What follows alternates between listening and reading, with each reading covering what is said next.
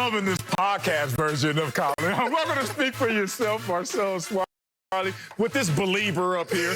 You're a Justin Bieber fanatic. Can you let the world know? I'm not about that action, but I'm about that Bieber, boss. That's real, that's real. Yeah, Purple Rain at his finest. He's losing swag war, so let's get it started. In Dallas, well, Pro Football Focus recently said the Cowboys have the best wide receiver group in the NFL. That's right. And CeeDee Lamb definitely agrees. Lamb said last season opened their eyes for sure. He added, quote, offensively at the skill position, I feel we can compete with anybody. We're one of the best in the NFL. Say it with your chest. So, Acho, can the Cowboys compete with anybody in the NFC? Based upon CeeDee Lamb's thought process, you could argue, yeah, Sel. But here's the problem with this thought process. The game of football isn't 7-on-7. Oh, don't do them. 7-on-7, y'all know what it is. High school, 7-on-7, even early college level, intramural leagues, if you will.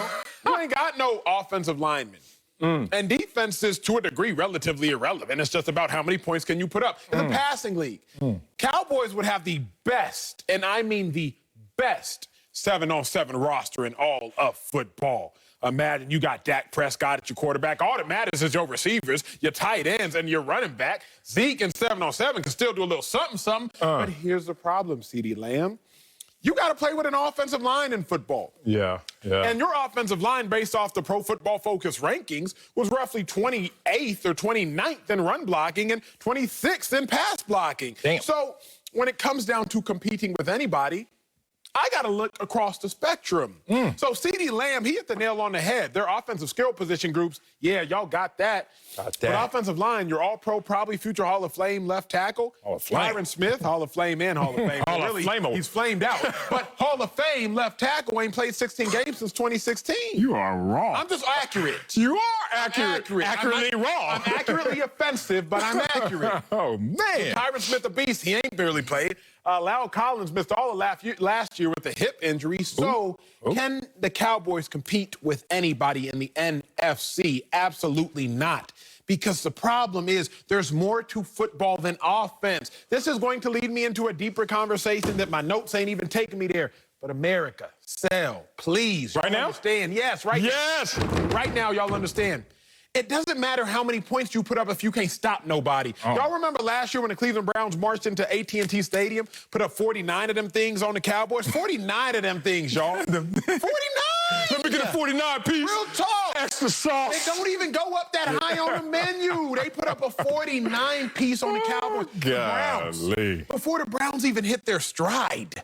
Like, before the Browns were even actually a competent team, which happened the latter half of the season, they put up a 49-piece. Atlanta Falcons put up a 39-piece. Seattle Seahawks put up a 35-piece. So, Sel, you can't compete with anybody if you can't stop anybody. And as I look at it, Cowboys ain't competing with anybody because they can't stop anybody. So they'll be able to compete with the lower rungs of teams. They'll be able to look competent on the score sheet because of CeeDee Lamb and the rest of them offensive cats. But as far as competition, it takes more than a couple wide receivers and a talented QB. It takes a team. I hear that. You did go deep. You went there. Pretty good. No, I got this. No, chill. CeeDee, he's smiling at me. You know why? He's like, handle that. I got you, CeeDee Lamb. Not a problem. Yes, the Cowboys can compete with anybody in the NFC. And you know that's the real answer, because I'm going to use you against you. Acho, when did you first start playing the game of football? I was 8 years old, played for the SVAA Denver Broncos. What does that stand for? It's like YMCA. Oh, wait. Like a poor man's YMCA. Oh, okay. Yeah. Way to know your roots. What does it stand for? I don't know. I ain't know.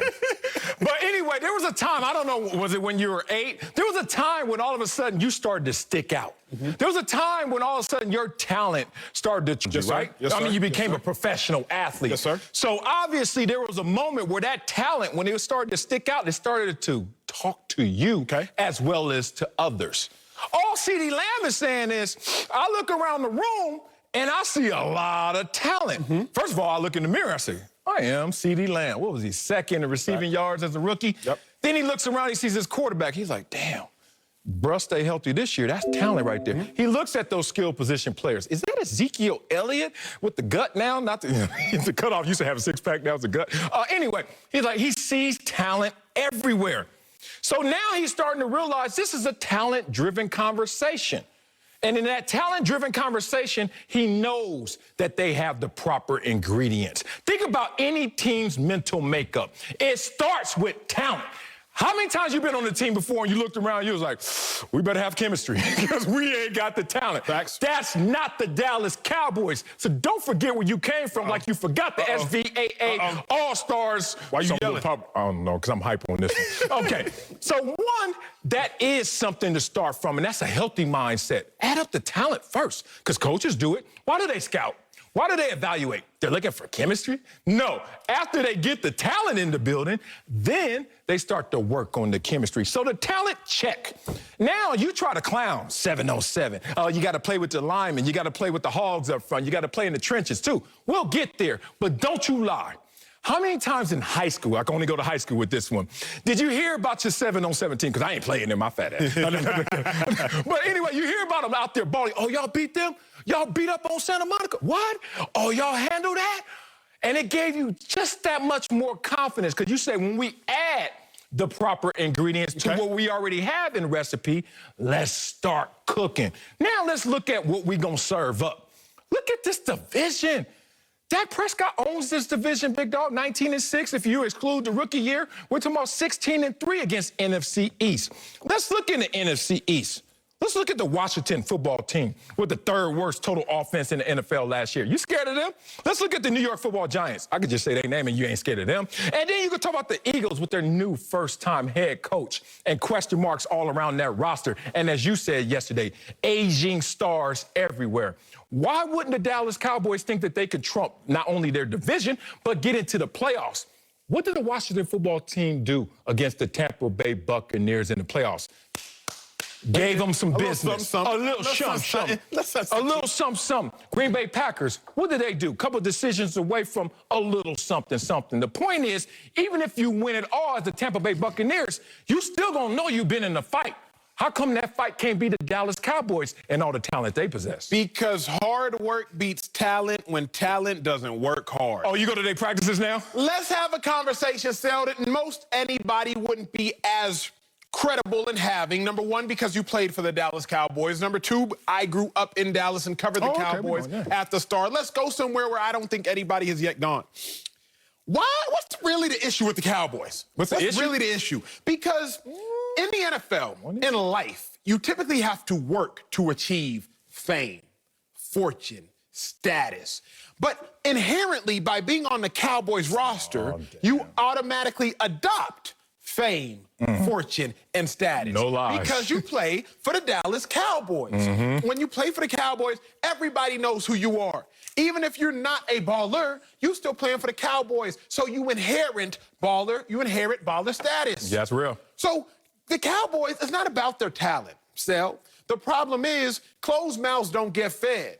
And when you go to the Dallas Cowboys, your mouth is already closed because you're already full. What are you full of?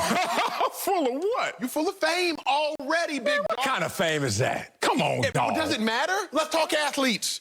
Okay. You were an athlete. I was an athlete at the highest level. You longer than I. The world already knows that, but I remind myself of my proper place in my athletic career. Man, let's go. The fame is this, man. Oh, wait, people already know who I am. People already following me. People already paying attention to what I do. CeeDee Lamb is only the third best receiver on the Cowboys roster. Let's be real. He's the third best receiver. Amari Cooper, Michael Gallup, as it stands right now. How long is this going to last? Maybe just I'm about to say, that's about to switch quick. But it's going to switch real quick. CeeDee Lamb is more talented probably than all of them. But as it stands right now, third best receiver on the roster. Okay. But we interviewing CeeDee Lamb. Who is the third best receiver on the Miami Dolphins roster? I don't know. Who's the best? Who the third best receiver on the Arizona Cardinals roster? Third best? Yes, third best. Christian Kirk or something. Exactly, it's Christian Kirk. But the fact of the matter is, third best receiver on the Cowboys roster, CeeDee Lamb, Michael Gallup. We already know who these guys are. They have the fame. They already have the fortune to a degree. They have the status. So I'm not talking about the Cowboys being able to compete. Yes, they got talent. But hard work beats talent when talent doesn't work hard. Why are the Cowboys in a 25-year drought as far as NFC championship games? Because as soon as you get there, you adopt what you have to work for everywhere else. And because you adopt what you have to work for everywhere else, you don't have to work for it. And hard work gonna beat that talent if that talent don't work hard. That wasn't your take. There's no way you grew up in Dallas playing for the SVAA All-Stars that you forgot about, and all of a sudden come up with that take.